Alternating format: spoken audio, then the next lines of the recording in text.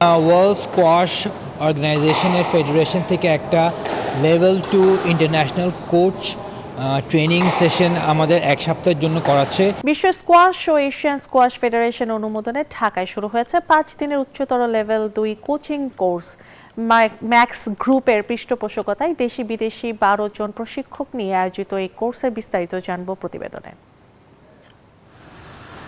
একসময়ের মৃতপ্রায় খেলা স্কোয়াশ এখন বাংলাদেশে পুনর্জন্ম লাভ করেছে।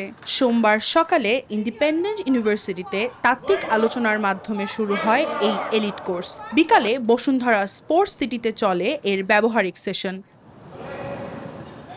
এবারের কোর্সে পাকিস্তান, ভারত, হংকং ও মালয়েশিয়ার 4 জন এবং বাংলাদেশের 8 জন লেভেল 1 কোচ অংশ নিচ্ছেন। প্রশিক্ষণ দিচ্ছেন মালয়েশিয়ার সুব্রমণিয়ম ও ইরানের জাভেদ মোহসিন। সমন্বয় করছেন বাংলাদেশের একমাত্র লেভেল 2 কোচ ফজলে ওয়ালি আহমেদ।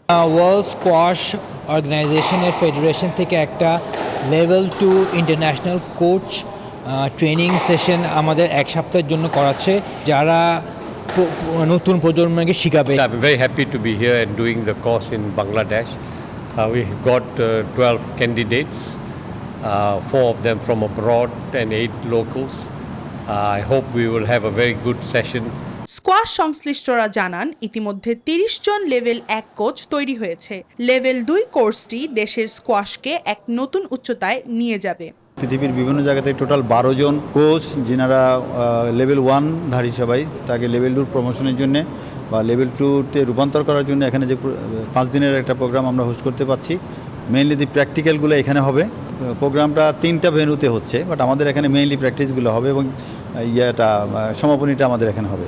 দক্ষ কোচ আর আধুনিক অবকাঠামো কাজে লাগিয়ে বিশ্ব স্কোয়াশে বাংলাদেশ দ্রুতই নিজের শক্ত অবস্থান তৈরি করবে, এমনটাই প্রত্যাশা ফেডারেশনের। রাবেয়া রহমান, নিউজ 24, ঢাকা।